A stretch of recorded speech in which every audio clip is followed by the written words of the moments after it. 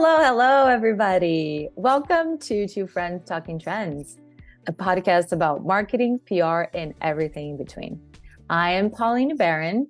And I'm Mike Pachenik. And on today's episode, we're going to talk about ways that you can leverage public relations for the greater good and what to do if you find yourself dealing with a crisis. My co-host, Mike Pachenik, he has seen his fair share of both scenarios.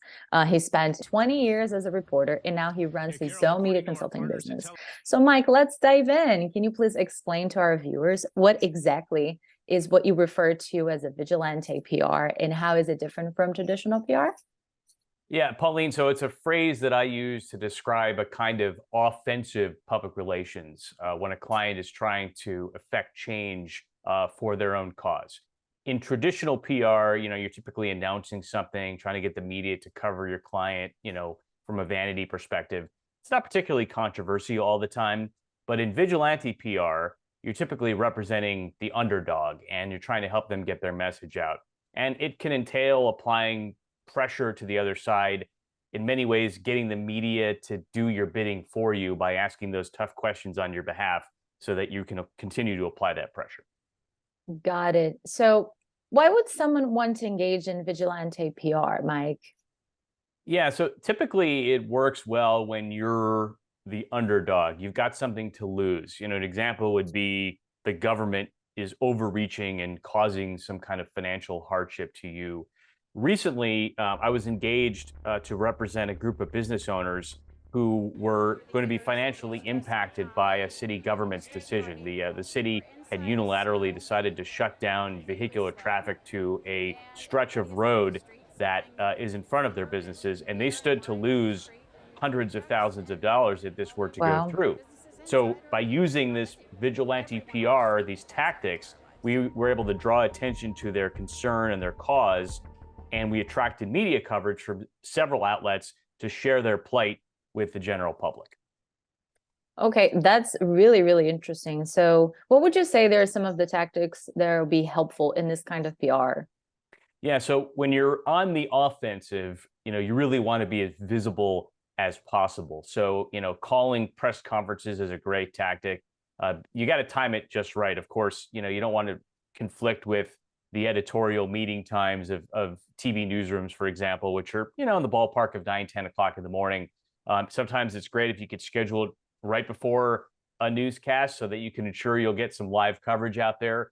You don't want to do it too late in the day, though, because reporters are on tight deadlines and they might ignore your press conference because they're simply too busy to get out there. Years ago, I had a colleague who would make a joke that if something happened after 1 p.m., the newsroom didn't know about it or care about it because they were out chasing stories and getting their deadlines together. Yeah. Now, of course, that's changed a lot because now with the advent of, the live technology, you can pretty much drop what you're doing and be live either, via a phone or Skype or Zoom, or, they have these little backpacks now that just beam the coverage back. But the point is you want to be out there and visible, and you want to have, something that's visual. So, in the case of those business owners, the first time we called a press conference, we had signs out there, don't close our street, posters, and a large crowd of people to make it visually appealing and to let the public know that there's not just one person who's got a problem here. This is a large group of folks. Yeah, well, that is very interesting. So how would you measure that success? How can you tell if your efforts have been, successful and they are working? Yeah, I mean, in traditional PR, you typically look at, okay, where did I earn the media coverage and how is it helping with my brand awareness? But in this kind of PR, it's not just enough to get that attention. What you want to do is get enough attention and elicit enough follow-up to your coverage that, the offender relents and changes course. So the example I gave about the business owners who were fighting City Hall, we had to generate so much media coverage and attention that eventually the city relented and backed off. And it was really a marathon. It's not a sprint. I mean, this was a long-term process. When we sat down at the beginning of the summer to talk about, okay, what's our strategy here? It was a multi-month, multi-project campaign, because we had to sort of meet the city at every step of the way and make sure that the pressure continued to be applied. And eventually it worked, and they did back off. and we were ultimately successful. But those are the metrics, really. It's did you affect the change you were hoping to achieve? Wow, that's really amazing. It's so awesome to see you speaking to that. I can certainly see the passion. Do you Thanks, have Mike. an example in the marketing world? I mean, is there something where you have to sort of like jump in last second and from from an offensive perspective try to affect change and get those folks ready to go, ready for battle? Yeah.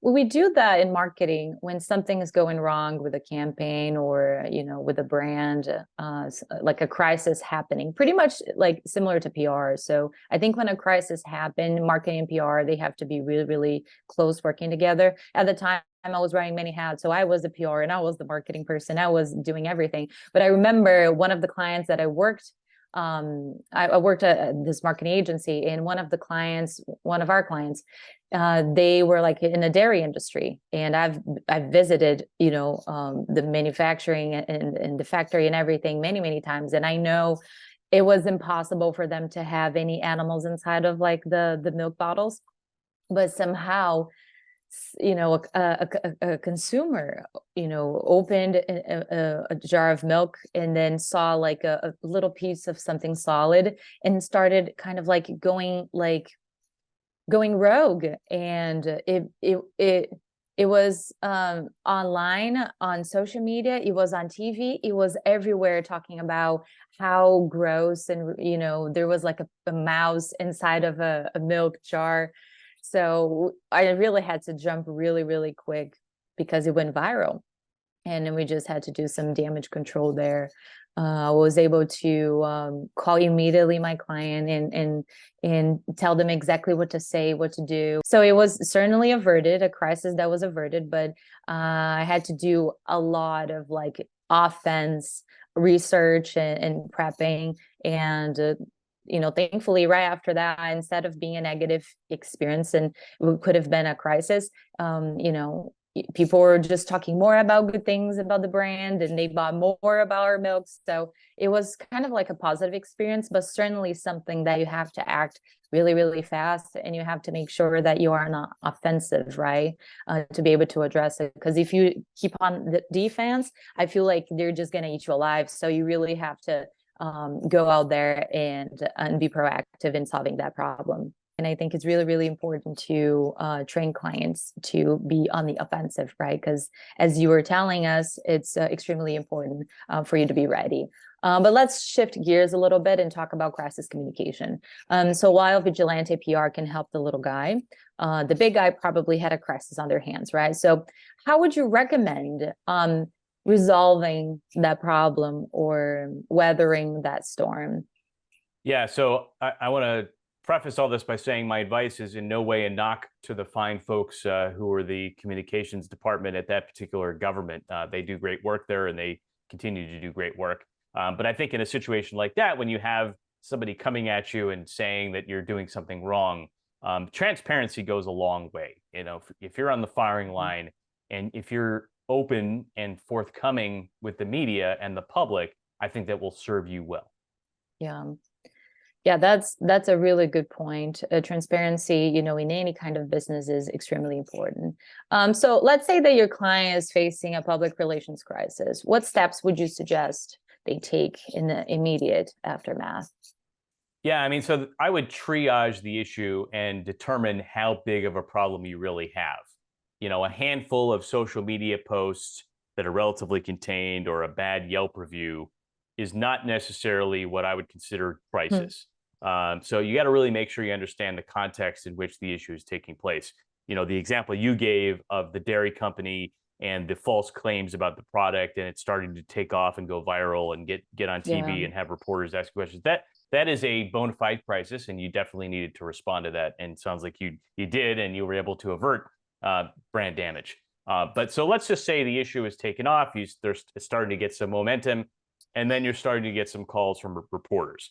I think Yeah. it's really important on the front end that you have a plan in place. So any company, any organization really needs to think about this before the crisis happens. So you need to have a plan in place. You need to make sure you have designated people who are able to speak on behalf of the company, so that if some junior employee is getting a phone call, they're not speaking out of turn. Typically, it's the C-suite folks, right? Or you have an internal spokesperson or comms person whose job it is to respond in these kinds of situations. Yeah. I would make sure you figure out what your message is and what you want to get across, so that it will at least address you the issue at hand. So, in the example you gave of the dairy company, it was getting to the bottom of really what happened there and then spinning it back so that it's okay. Here's what really took place. Here's what the person's saying, but here's what we believe took place. That way, you're being transparent. You're answering the question. You're not giving away trade secrets here, but you're sort of getting to the bottom of what took place. And if you can't fully answer the question because of legal concern or an issue along those lines, just be transparent about that. Look, we have to be careful of what we say, but here's what we can say within the confines of what's going on, and make sure you stick with that messaging. Make sure that it's crystal clear across the board that that's what it is. When I was a reporter, I would feel like if somebody was pulling the wool over my eyes, that I needed to come at them even more aggressively because I felt like they had something to hide. They might not have had something to hide, but so many folks that don't deal with media on a daily basis or just often kind of feel like they have to shut down and, no comment is kind of their default. And that's another thing I would say, don't ever say no comment. It's just a bad look, because it just continues to drive home that you're trying to hide something. So if you're open and honest and trying to be helpful to the reporters who are asking the questions, they're more likely to work with you and feel like you're not trying to pull a fast one on them. And you still can achieve the goal of getting your message out there without, placating the other side if there is an other side. But you're able to sort of diffuse the situation and protect your brand, which ultimately is the goal in a crisis communication situation, is protect the brand at all costs and make sure that you live to fight another day.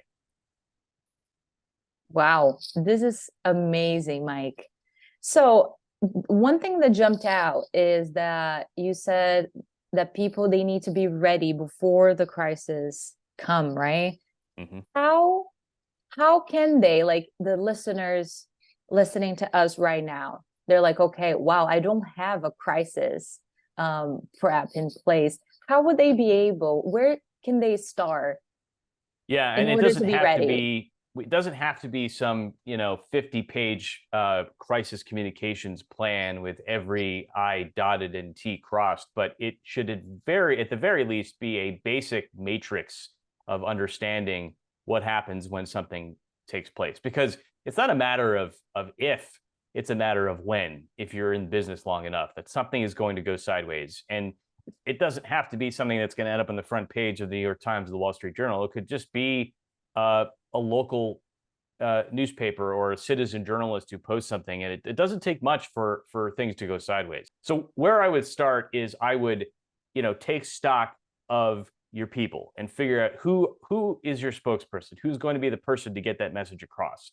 And then you need to have a decision tree in place. If something happens, these people need to be notified, and there needs to be a conversation internally about what happens. You need to have sort of like a war room, like, okay, if something happens, we need to put our heads together, get our messaging down, and then you need to designate somebody to be that person to go out and do the outreach to the media, whether it's somebody like myself who you hire as a media consultant or somebody internally to do that. But that's what I would do at the very least. Now, one of the other things you can do is kind of role play and come up with internal practice scenarios. If X happens, then here's what Y should be. If A takes place, then here's what B should be. That way you're planning ahead for any eventuality. Everything from an employee who does something and it reflects poorly on the company, or you have a product malfunction. There are a myriad of things that could go wrong, and you just have to kind of think through ahead of time, proactively, what those could be, so that when the time does come, you're as prepared as you possibly can be. Wow. That is so amazing that you mentioned kind of like the offensive, but also the defensive types of PR. And it's so important that you're ready, because anything can happen, right? And it's just amazing to see your passion and your knowledge, as a reporter and now a business owner in the media consulting business. This is all really, really amazing stuff, Mike. I hope everybody at home enjoyed this conversation as much as I did. Thank you so, so much for sharing your knowledge. You're really a rock star in the PR world, and we cannot wait to talk more about all of, the amazing things in the PR world. So thank you so much, everybody. This has been an amazing conversation. Thank you, Mike. This is awesome. And I'll see you all next time. Bye. Bye.